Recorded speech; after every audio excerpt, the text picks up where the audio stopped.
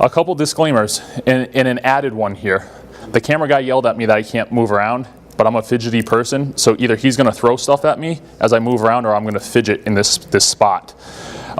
What you see up there is empty cans of Red Bull. I drink a lot of Red Bull. By the bio that Julie read, I don't sleep a lot. I get off red eyes all the time to come to the East Coast. I like the taste of it. And also because I have 60 some odd slides, and Julie told me I have 20 minutes, so that's about 3 slides a minute for you guys. But I promise, they're all pictures and easy to read. I don't believe in PowerPoint paragraphs on slide decks. So a couple disclaimers about me and a couple disclaimers about what we're going to talk about today. Our companies are not clones. One of the biggest things that we see happen in social right now is that someone sees a success story or a case study, they hear about some new platform, and they try to adopt it in the same exact way for their company. Even if they're in the same industry, companies are different, communities are different, your customer base is different, your prospects and how you obtain your prospects and your leads are different. Even if you both go to events, your companies obtain your leads differently.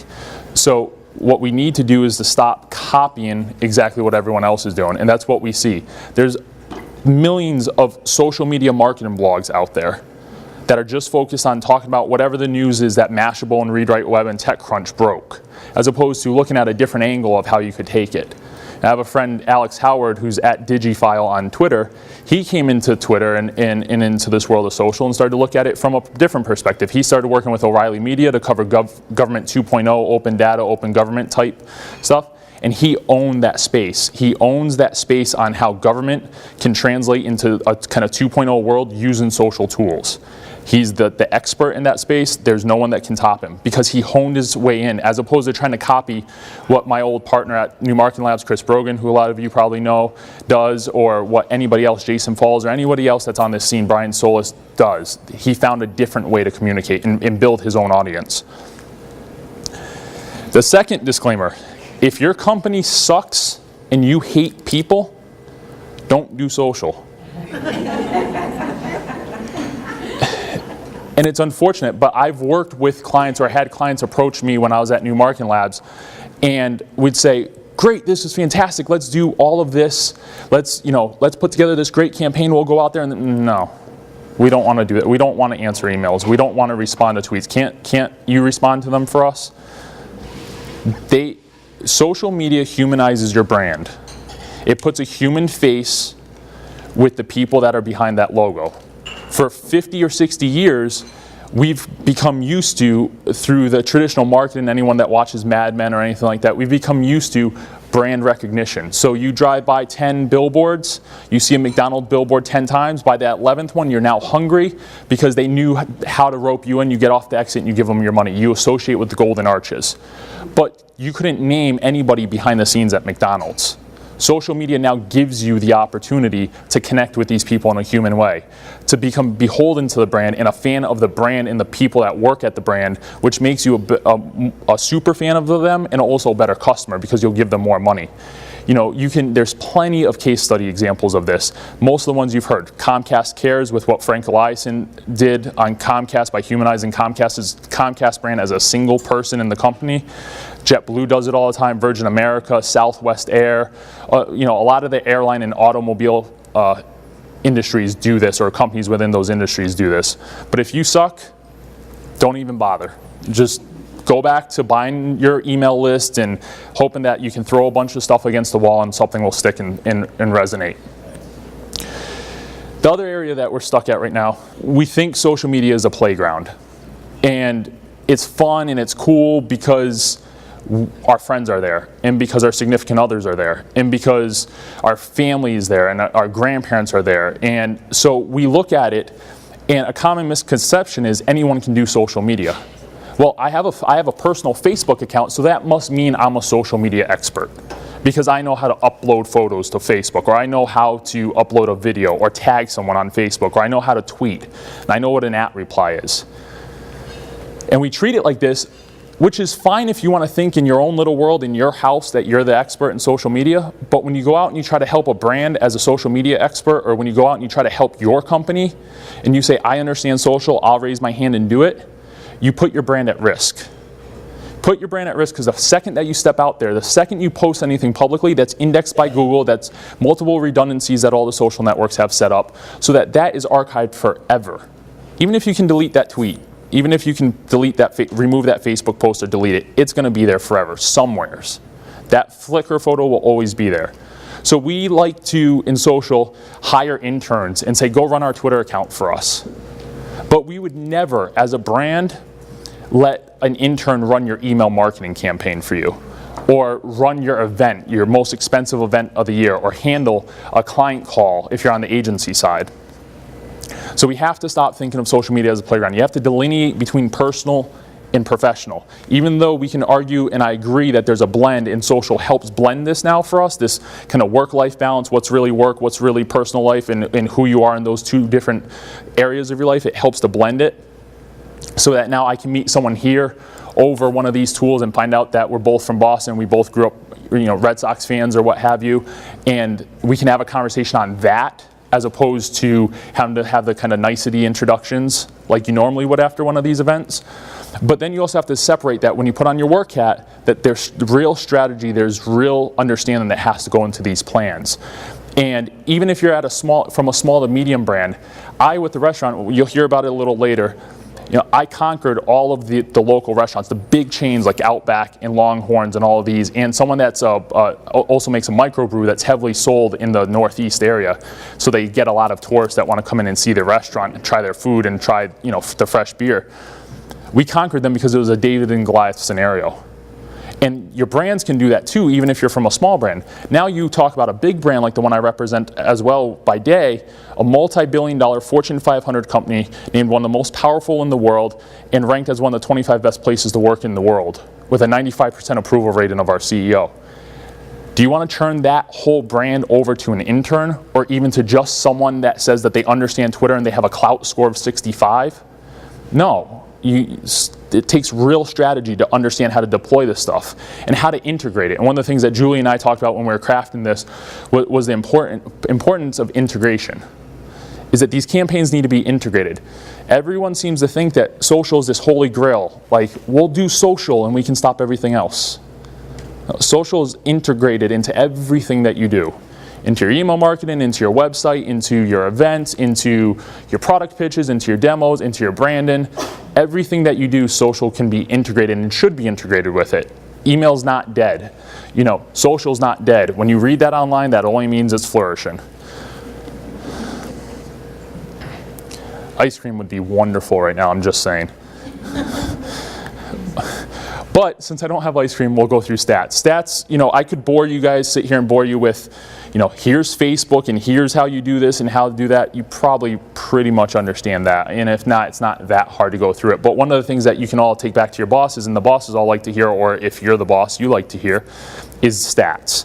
Because they prove how big social is. A lot of people, even when I talk to my family and my relatives and friends that aren't in social, they still think, oh, he does that Twitter and Facebook thing.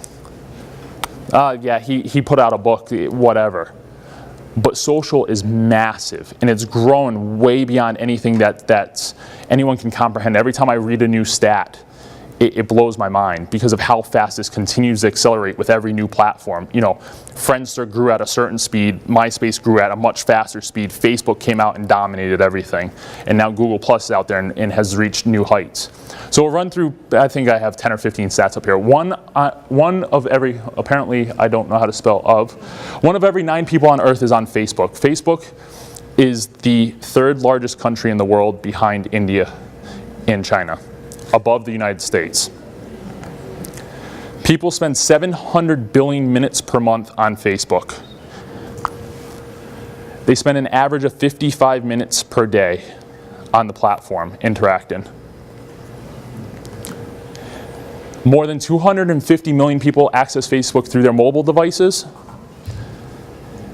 And so now with iOS, iOS platform, well, for iPhone, because they haven't deployed it to iPad yet, and for Android and BlackBerry, I find it fascinating.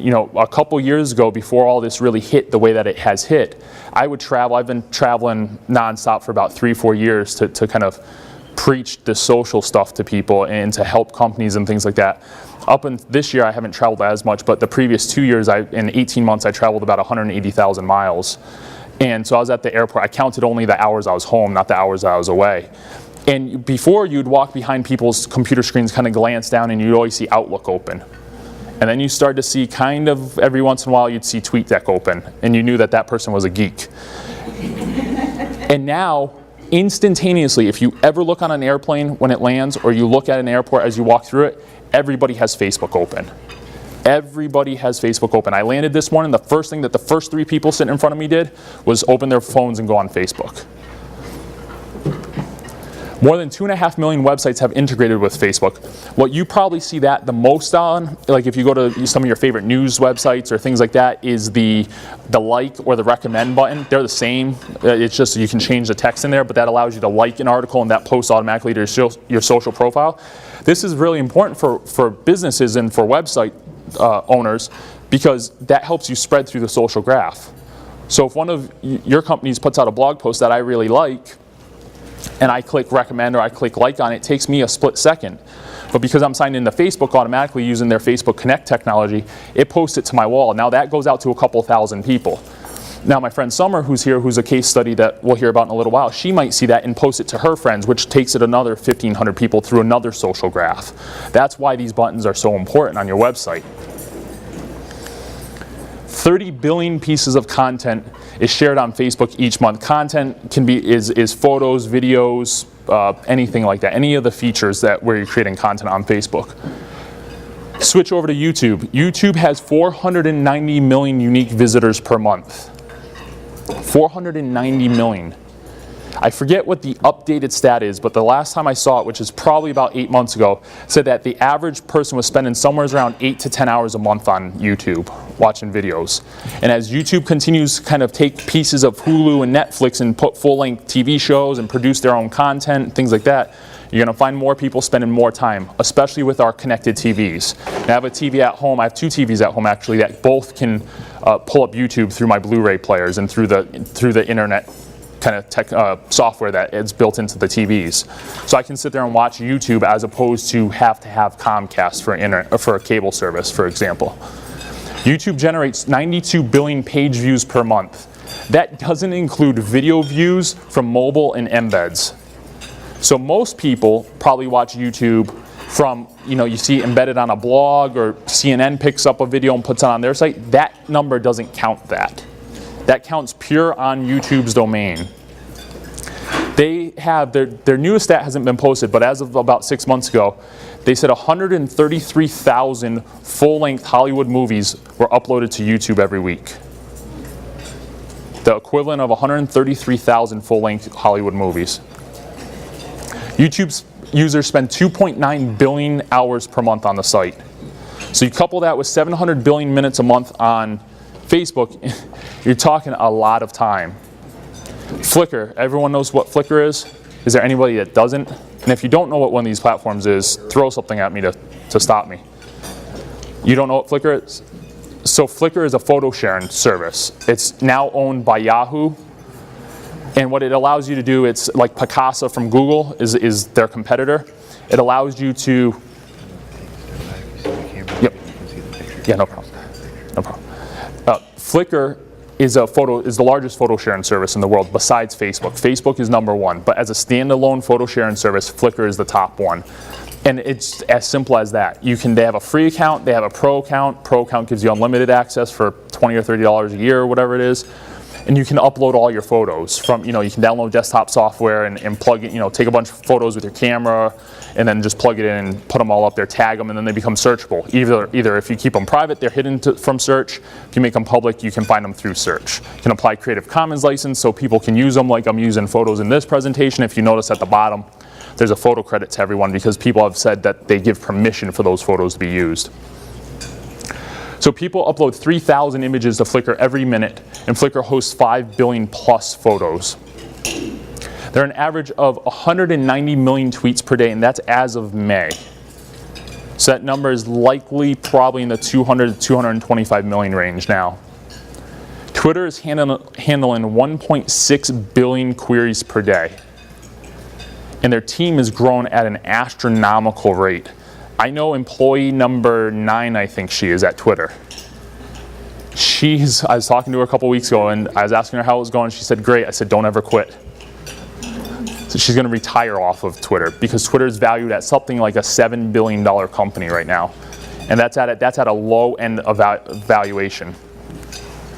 Twitter's adding approximately 500,000 new users per day. That number is equivalent to Facebook. Facebook is somewhere between 500 to 650,000 new users a day.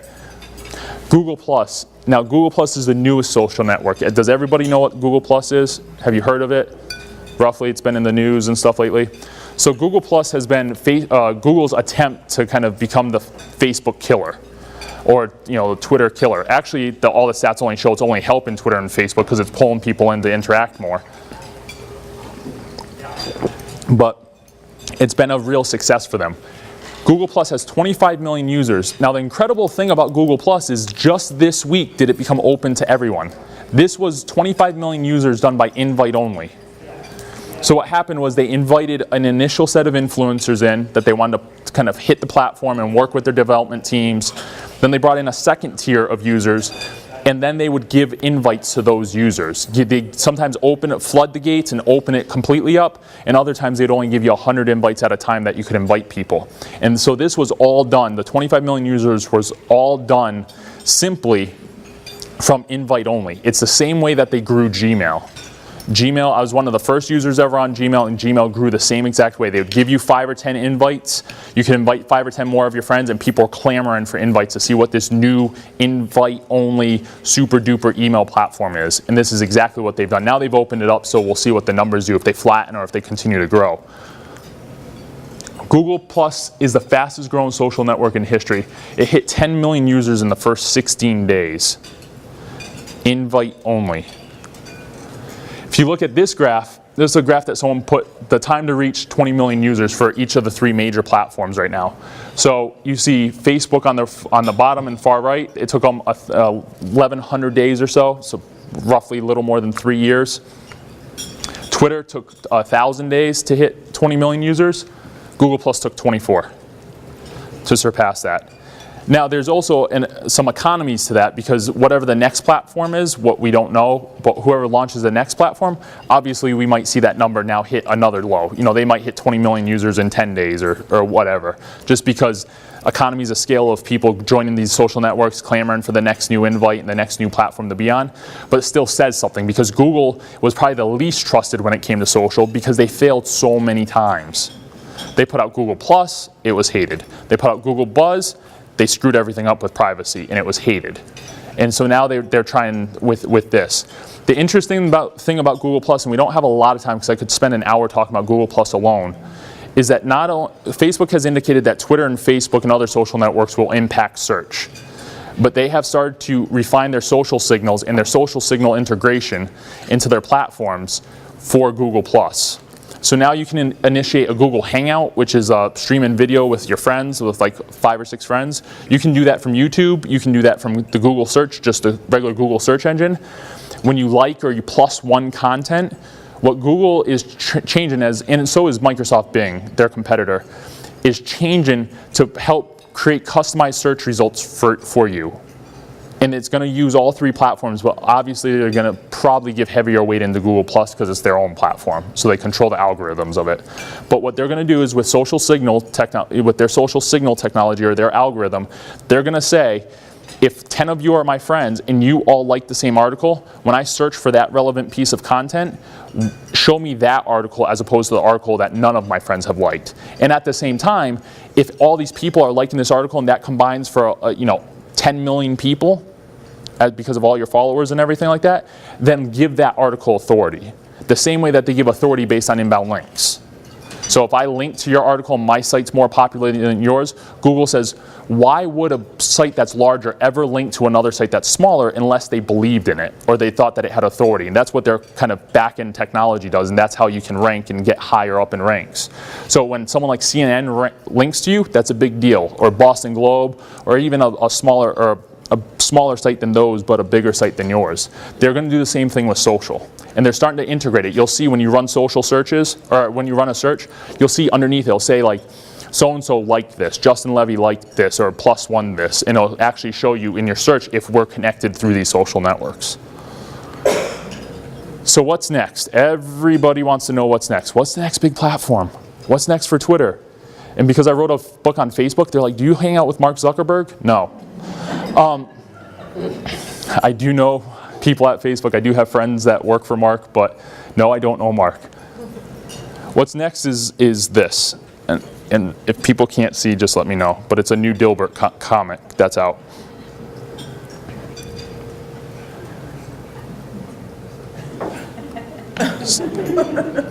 So what's next is mobile. Mobile, everyone thinks that we're so far along in mobile, and we can't spend a lot of time in mobile.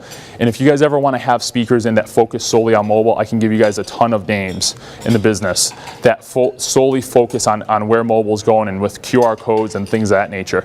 But we think that we're so far along because we have our iPhones and our Blackberries and our Android devices and things like that.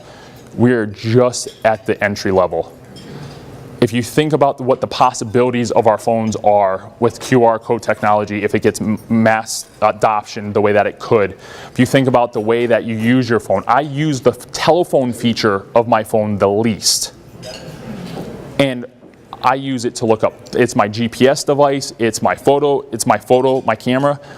iPhone is the /1 camera in the world based on how many photos are uploaded to Flickr. So it's going to be so much more. It's going to enable you to buy, make buying decisions. Starbucks has pioneered this technology that lets you buy from your mobile device. You never have to swipe a credit card. You never have to see a barista to place your order. So you walk in, you're a Starbucks club member, whatever their membership thing is. You've already authenticated and preloaded your credit card. You walk in, you say, I want my regular, whatever your regular is. You pay for it on your credit card. It knows what store you're at, and 2 seconds later, the barista hands you your coffee. Fully paid for, you never had to talk to anyone. So they're pioneering technology like that. Companies like Chipotle is doing that. So Chipotle, you can do the same exact thing.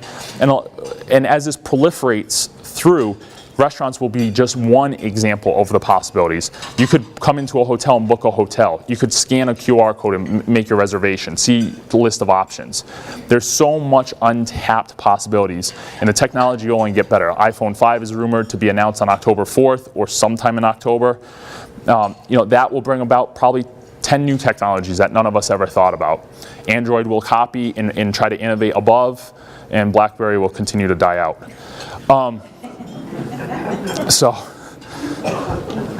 I give BlackBerry a hard time.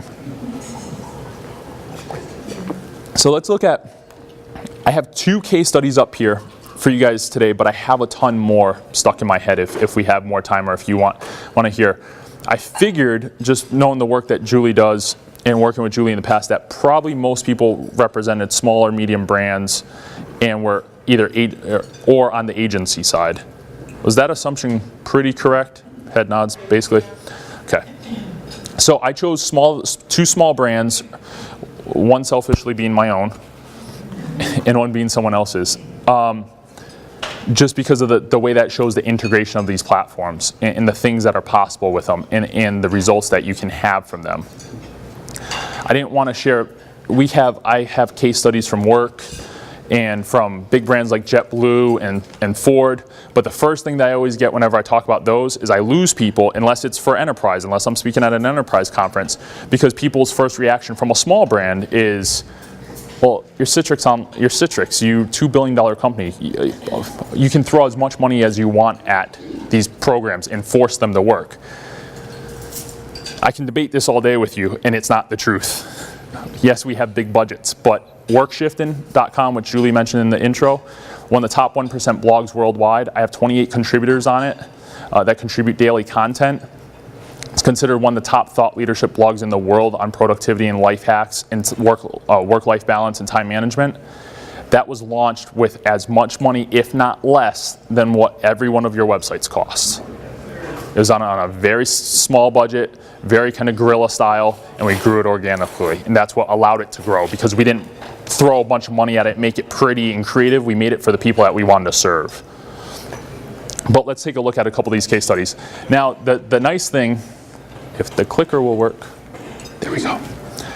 So the nice thing is, I wanted to find one of the case studies to be someone local, because I always found that it's easier when you can identify with someone local, because you guys go through similar things, similar economies, or whatever it is. And also, if I found someone local, I could bring them along with me. So, and I could hitch a ride from the airport. So if you have questions about this case study, Summer is sitting right over here. Talk to her afterwards. She's the one that's responsible for all of this. She heads up social media for Church by the Glades, which is a mega church in Coral Springs, so a couple hours from here.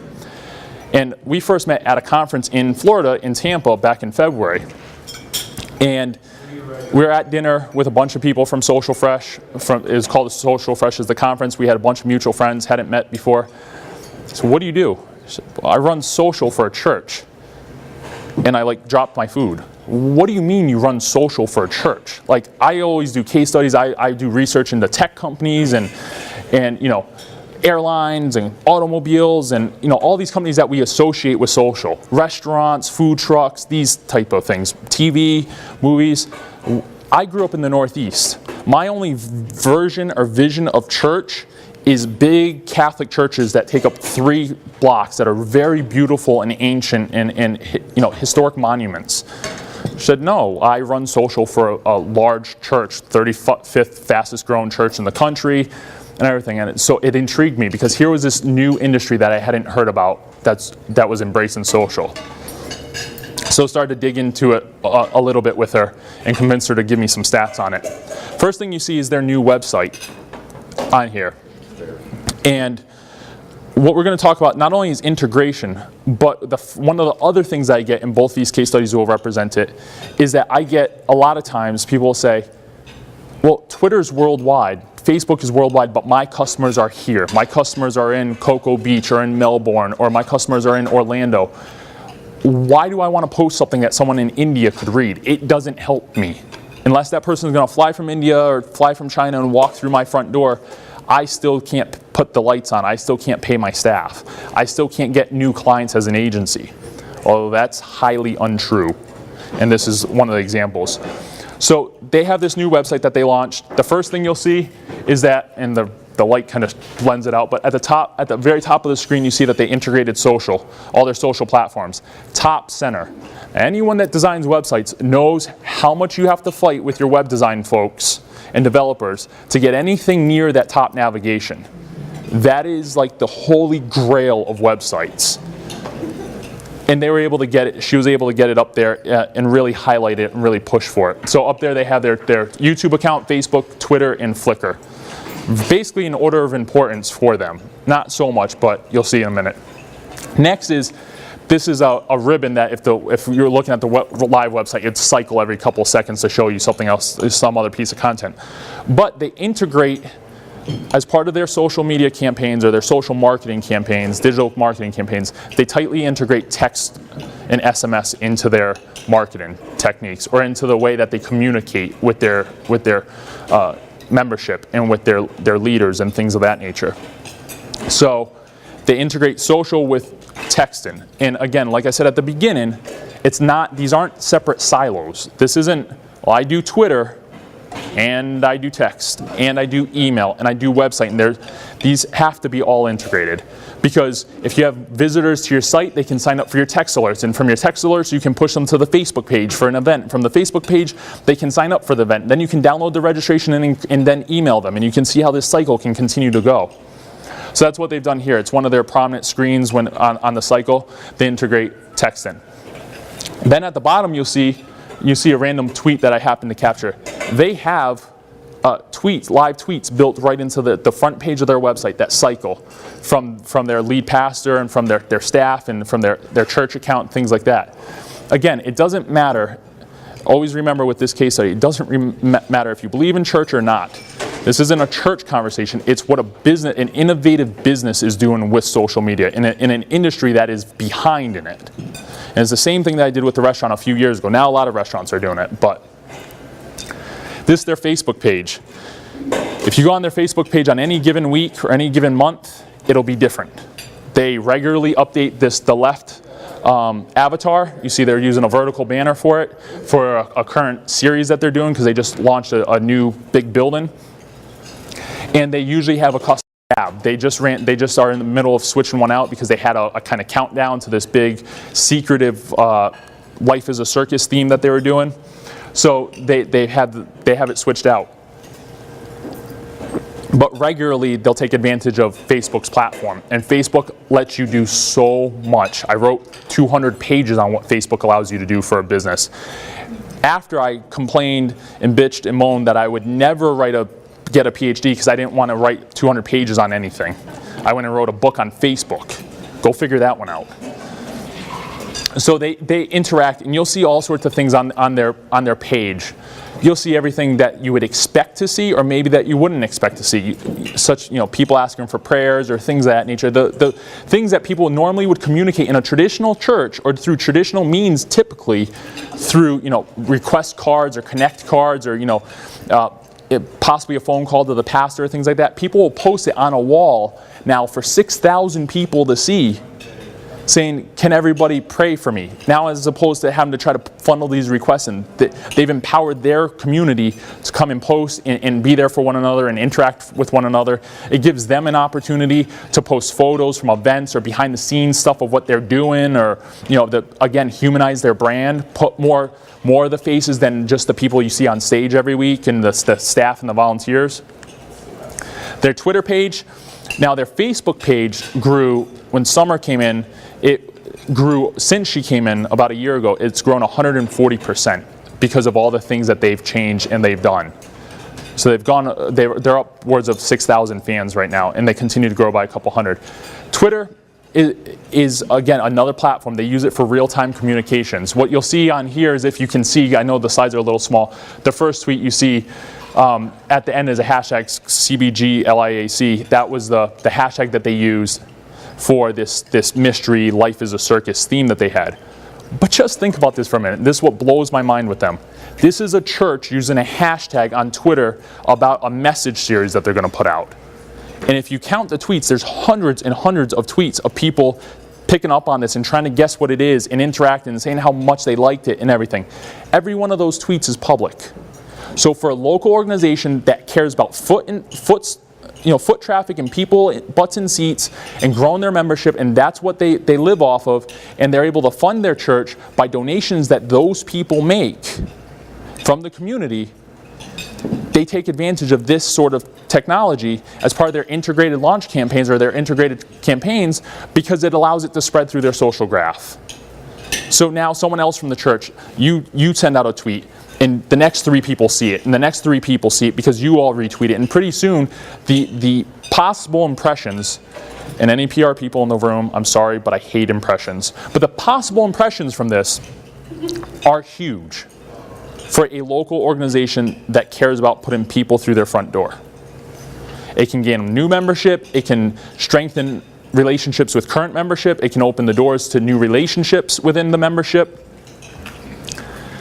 On YouTube, they take all of their videos, and when it was on my MacBook, I was going to show you a video. I have it loaded, but I don't want to screw up the presentation, so I can show you afterwards if you want. But they do really high-end videos. Again, I have this you have to remember, I always have this vision of the big churches in Boston and Washington, D.C. and New York that take up multiple city blocks and things like that. These things are like music videos produced, and they do it every week, as part of their message series or whatever they have going on in the church, but then they post it to YouTube. They had a kind of remix or a remake of Britney Spears' Circus song to go along with, they had a cover of it to go along with the launch of this message series. They posted on YouTube. When I looked at it last night, it was been up there for 5 days. It had 1,000 views.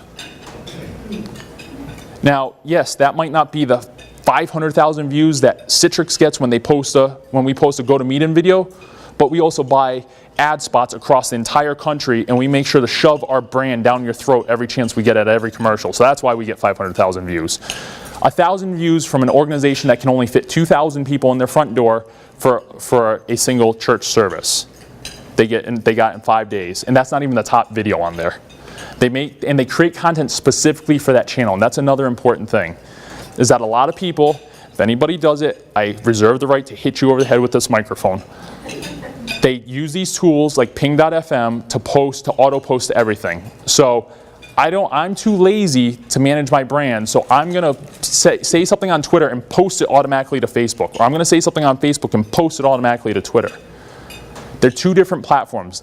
One, the technologies are different, so @ replies or @ symbols work differently and all this sort of stuff, all the kind of technologies and the nomenclature, but the audiences are different, even if they're the same person. Bless you. So they create content specifically for YouTube. That content does not go up on their Facebook page, does not go up on YouTube or on Twitter except to promote it. But it will launch on YouTube and then use the other channels as part of their integrated campaign to promote it, or vice versa. Put an event on Facebook, use the other tools to drive people to that. They have a Flickr account where they take pictures. They have a crazy pastor, so he goes and dives with sharks just to get a cool video for church. So they post those photos up there for everybody to see. Again, it continues to humanize the brand. This is less, their Flickr page, at least in my opinion, is less about for the church members as it puts a human face to the brand. You see behind the scenes. So all you would see if you just showed up, if social didn't exist and you just went to their church, you just see the pastor get up and show the video that they produced. Really high-end video, looks really cool. Maybe he was on a green screen, who knows. But from things like YouTube and Flickr, you can actually see what they've done. You can see the behind-the-scenes photos and whatever they choose to share. So then they had their grand opening, right? They spent years building this new building. It was going to seat 2,000 people inside of it per service. Huge, huge building in Coral Springs. And along with so they're launching the new website, they're soft launching the building, they're doing all this stuff for it. And they were launching a live stream along with it. Again, another piece of technology to help possibly increase membership. Again, you might say, why the hell would they put a live stream on that would be broadcast to the world when they care about foot traffic? But if you stop and think for a minute, maybe they care about opening satellite campuses all over the world. Maybe someone was deployed to Afghanistan that used to come to church every week, and they can go and they can watch their church service from their church every Sunday in Afghanistan before they go out and fight for our country. Maybe someone had to move, or they're out of town for some family emergency, or they're traveling or something like that, and they could go on and they could watch the service. So they open the doors. They get, that was on July 30th, did you say? So weekend of 31st. So about 8 weeks since that point. As of this weekend, because I asked Summer to pull the data for me yesterday, as of this weekend, they had 51,000 people come through their front doors. They do 5 services a weekend, and so in 8 weekends, they've had 51,000 people. Pretty impressive. Again, remember, Catholic Church, 3 blocks, only can fit a couple hundred people. So they launched their live stream, right? What would you think that the live stream get? Maybe a couple hundred views because of this local versus kind of global viewpoint. Well, what you see up top, or the top half for the next couple slides, is the map of where everybody has watched the live stream from. On the first day, the Saturday of the soft launch, not even the hard launch, not the grand opening, of the soft launch, 4,700 total visits to the live stream, not to the website, to the live stream. They had 2,200 roughly uniques. First 2 months, so tracking for the same time that they did 51,000 people through their front doors, they had 98,000 people watch the live stream. So they doubled their membership. They doubled the eyeballs on their message in the same amount of time. So now, as opposed to 51,000 people through that front door, they've essentially had 140,000 people through that front door. Because since it's integrated, don't you know that it's integrated with Facebook and Twitter to allow people to chat using those tools, using the technologies in those tools. They have calls to action to sign up for the text alerts. They have community members live as this service is happening, welcoming every single new person that they see post and log in and everything like that. They follow up with these people, and they continue to try to kind of bring them into their world. So they tripled their membership, basically, in 2 months through the live stream. Approximately, so they had Facebook Connect, they just integrated Twitter, so there's not enough data yet for Twitter, but approximately 5% of those people are actually commenting in the Facebook stream. Again, social graph. So 5% of those, 100,000, or even if you take the 50,000, just the uniques, 5% of them are actually putting something into that chat during the service. Anything from asking for help, to saying great job, or whatever their favorite scripture is or whatever, but they're interacting with the platform. Now, what Summer and I have talked about that they have the ability to do with all this data is that maybe they just were in their kind of offices and they go, where should we put a satellite campus? Arizona sounds really good because Arizona looks like it's a fast-growing area and it's a nice place to visit. That's how most of us would make those decisions nowadays. If you're going to open up a satellite office or whatever, you'd be like, we have some demand over here. We really want a West Coast office. It's cheap rent. They can look at this map. They can look at all their geodata and go, holy crap, we didn't realize that we have a lot of people in Michigan that really love us. Let's go open up there. They'll let data drive their decisions as opposed to just testing or just kind of randomly picking on a map or trying to keep up with quote-unquote competition or things like that. Any questions about that case study? We'll move on to food since the food was delivered. See, I do this as torture because I actually can't eat right now, so I'm going to talk about food and watch you guys eat at the same time. So, I grew up in the restaurant industry, and Julie, how am I doing on time? I think I completely blew my time, didn't I? You're probably good since you started a little bit late. Keep going. But You're just being nice to me. no, I think I'm okay. So I grew up in the restaurant industry like most kids do, 14, 15, looking for a job, go bust tables for, under the table wages and stuff like that. At the same time, I had a friend, my best friend was doing it. Best friend Joey. So we grew up just, once old enough, you become a waiter or a runner, then you become a waiter, then you learn the line and, everything like that. We were both lucky enough to be mentored by kind of the two of the bigger executive chefs in our area, the small area of Western Mass. We both were kind of mentored by them, so we learned the whole restaurant business, at an early age. Like at 16, I was working the line and I had a manager's card and things like that to help deal with issues. I went away to college, kind of fell out of the restaurant industry for a while I built a business. I built a DJ business, which I sold, a DJ and entertainment business, which I sold in college. He went off to college and stayed in the restaurant business, changed his degree about 15 times, decided he wanted to settle on herbs or something like that to do with greenhouses, I don't know. And he stayed in the restaurant business, stayed at a couple restaurants, worked his way up to executive chef.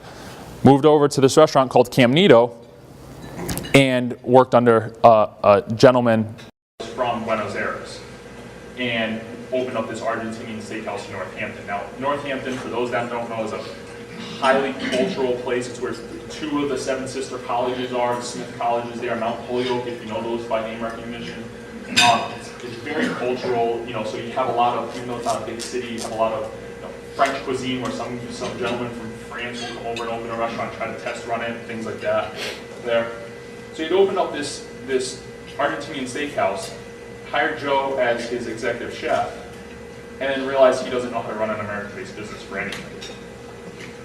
So food orders, food was going bad, customer service was bad, the brand was getting beaten into the ground. But the food was good. The food that Joe would cook was great.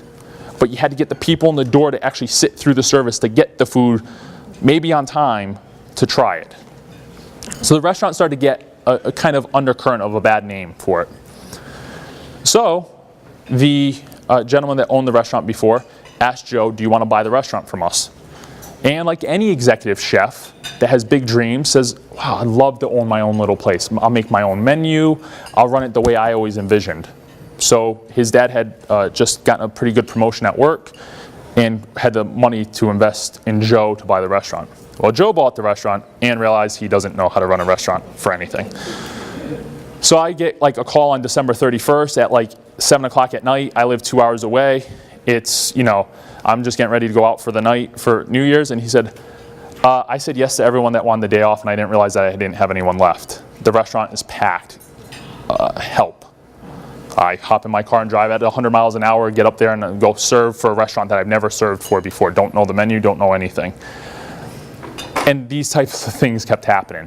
And, so I'd always help him. My best friend, I knew the restaurant business. His sister knew the restaurant business, so we'd help out. And then, I guess it's probably 4 years now ago, he said, all I want to do is cook. I hate dealing with the paperwork. And the restaurant is failing. The restaurant was losing 20 to 30% month on month, and he wasn't taking a salary. So an executive chef at a high-end steakhouse or owner operator at a high-end steakhouse normally would be north of a six-figure salary. At least maybe in the $60,000 to $80,000 range. He wasn't taking any salary. He was only taking a salary when he had to pay his rent that was already months late. And the restaurant was still losing 20 to 30% month on month. So it was compounding on itself. Bills were late, vendors were getting shut off, things were happening. It's just the money wasn't coming in. It wasn't being managed well. I said, here's a crazy idea. I'll come in as a partner. I'll run the operations. I'll take care of the marketing. Let's figure something out. Well, so we figured that out.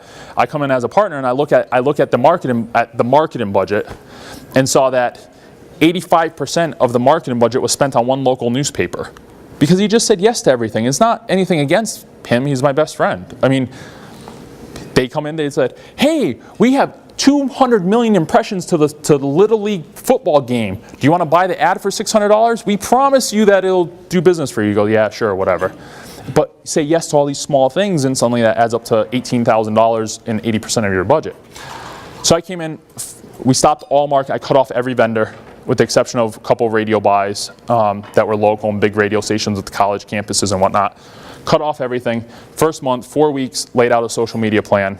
This was before, when having 1,000 followers on Twitter was cool. Now it's you have to have 10 million followers to be cool on Twitter. Laid out a social media plan and launched it. The 4 weeks after that, and so the social media plan also included email marketing, included the blog, Prime Cuts blog, and included an online TV show. I said, why don't we try to humanize our brand? Let's connect the people that come in through the front door with the person that's going to cook their food. So let's give them demonstrations on how to do stuff. Simple things that can make them feel like a chef at home. This is what the Food Network is making buku bucks off of right now, continuing to grow. So let's show them how to unzip a tomato, for example, with a knife, and I can show you a video afterwards. You just make a slice and you roll a tomato down a cutting board and it unzips. How to fire roast onions. How to fillet a beef. So you can go to Costco or Sam's Club and buy a whole side of beef, 10 ribeye, and cut it yourself for your friends and look like a superstar. So we started to make these videos. We called it Prime Cuts TV on YouTube. 4 weeks after we launched the plan, we were 50% up in sales. We had grown back to 30% and grown 20% on top of that in sales. For the next 30 months, we grew 20% compounded every month compared to the same month the last year. So if we compared July stats or July 09 stats with July 08 stats, we grew 20%. And we continued to grow 20%. To the point of now being named the best steakhouse in Western Mass for 2 years in a row. Best wine list in Western Mass for 2 years in a row.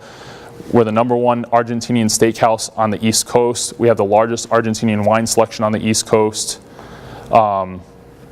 And the restaurant just continues to grow. And though it's past the 30 months, the restaurant has still always been positive growth. Might be 5% this month, might be 10%, because now we've compounded this for three or 4 years on top of each other. It gets a little hard to keep beating your last number when you still have the same number of seats.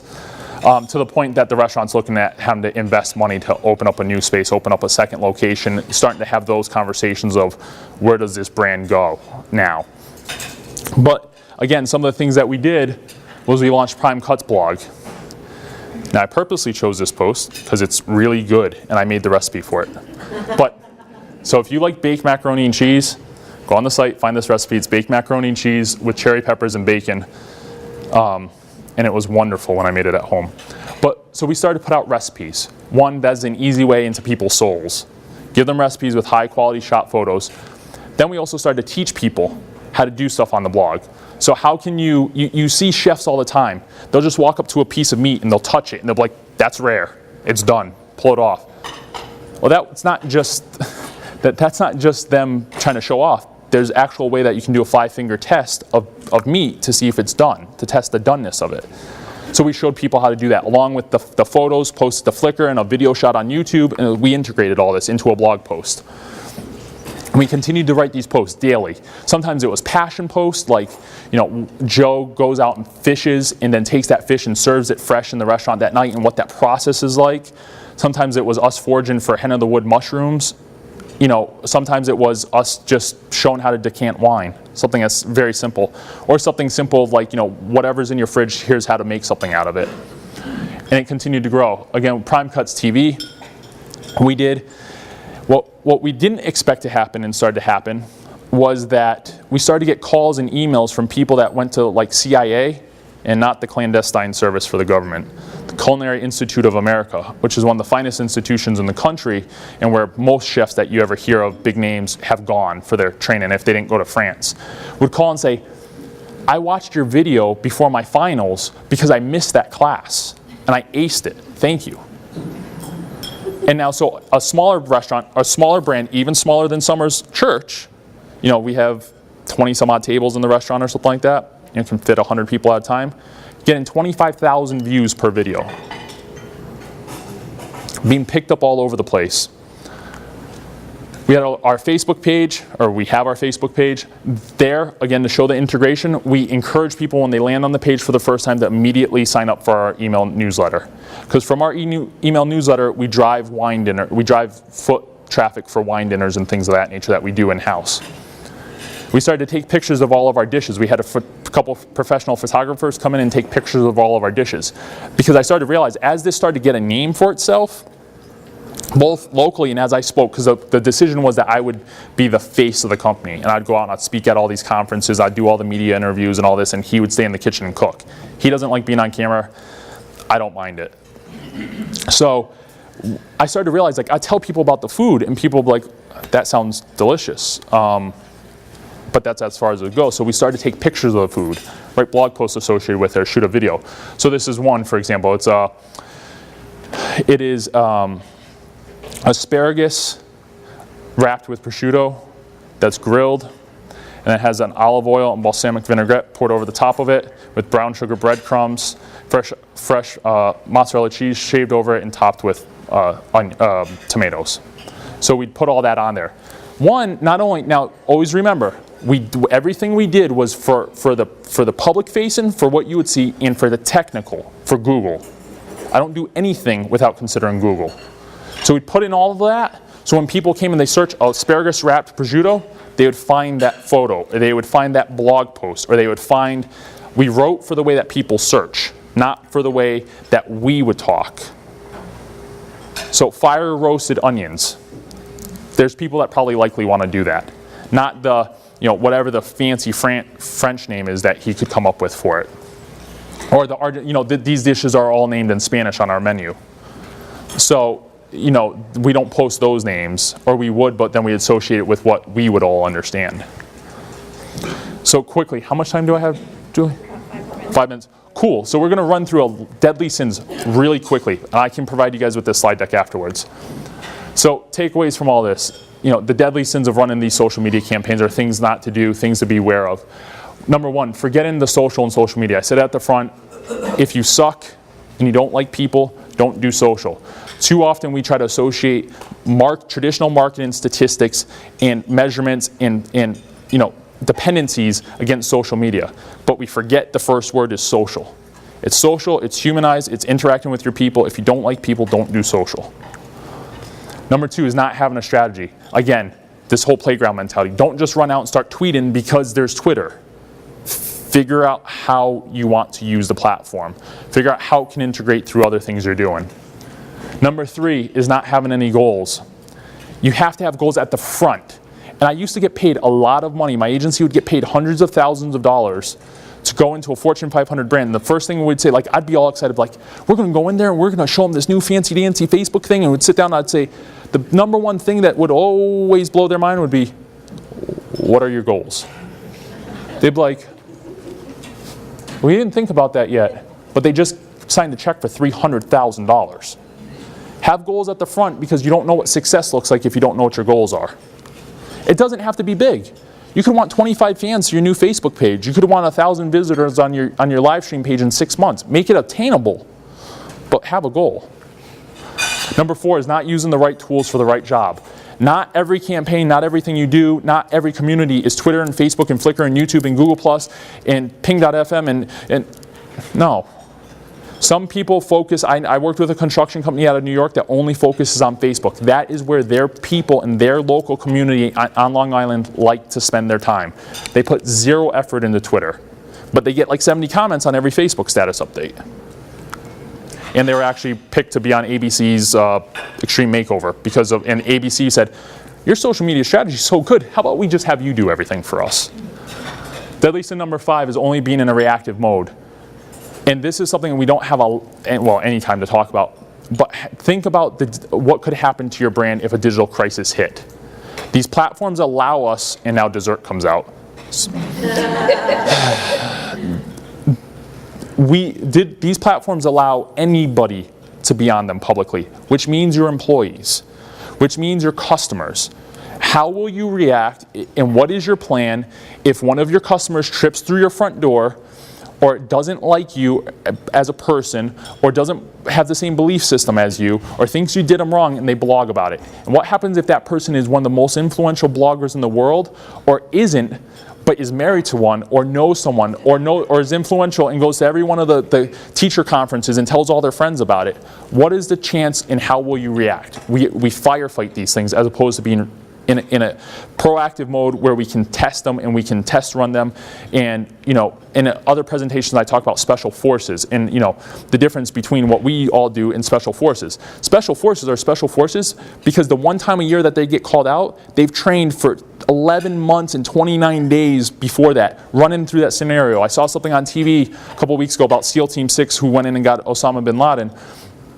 And they said that they memorized the building. They built 2 fake buildings in 2 different locations, and they could walk through the building with their eyes closed without touching a wall to walk through their plan because they ran it over and over and over and over again. They ran backup plan after backup plan. That's why when their helicopter crashed, it didn't stop them from accomplishing their mission. If you take that into the social world or the digital world, what is your plan if I trip walking out of this hotel and I blog about it tonight? Before a lawsuit ever becomes public, the post will be more damaging than any lawsuit that you'll settle out of court and will never make the media. So have a plan. Number 6, thinking is about you. It's never about you. It's never about your dumb product or your dumb company or anything. We all think our companies are important. Nobody else does.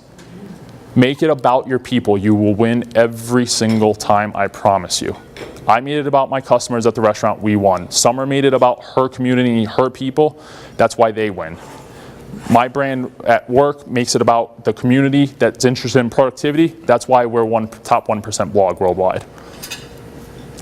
Number 7, acting like a robot. I already said don't cross-post these damn messages all over the place. Create original content for these platforms.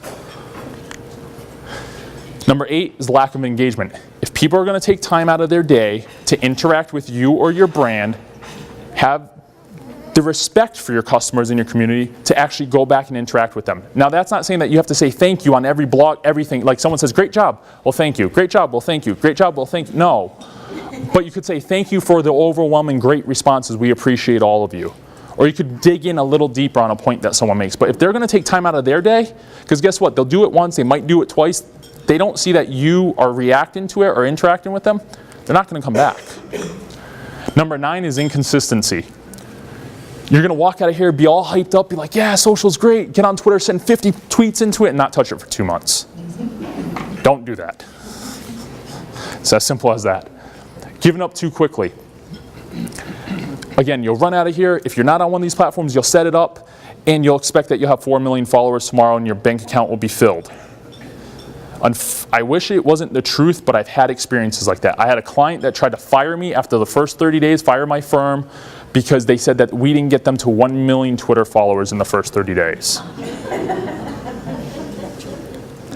I said, well, you guys didn't do the strategy I gave you. So, but don't give up. It takes a long time. If you listen to anything, it took, Church by the Glades a year to increase by 140%. Now that's a remarkable number. But that was just to get to the next level. They had already been doing it for years before that. I've been working on my social media strategy for work for the restaurant for 4 years. Innovating it and reiterating it and changing it and testing and things like that. Deadly sin number 11, failure to test. Again, don't copy what everyone's doing. Test and measure and let data drive your decision. So in Facebook, for example, ask a question and see what the responses you get. Then use the questions feature of Facebook to see if your community likes that more. Post a link from someone else that's not you in there, see what they react to. Post a long paragraph, post a short paragraph, use a tagging feature, upload photos, tag photos, test it and see what they respond to. Just because they say that this is what people will do doesn't mean that's what people will do. Your communities are unique and different. And I went against the grain of a lot of things, and I've seen a lot of people go against the grain of what they tell you to do, and it works. Sometimes when they tell you to do your email marketing on Tuesdays and Thursdays and everyone listens to that, the best time to do your email marketing is on Mondays because everyone else is doing it on Tuesdays and Thursdays. Number 12 is failure to measure. Again, at the front end, have your goals. At the back end, have your measurement tool. Report on it.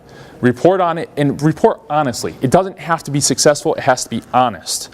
If you're your own boss, then be honest with yourself. If you're reporting this to someone, you want to report the things that you're doing and the successes you have.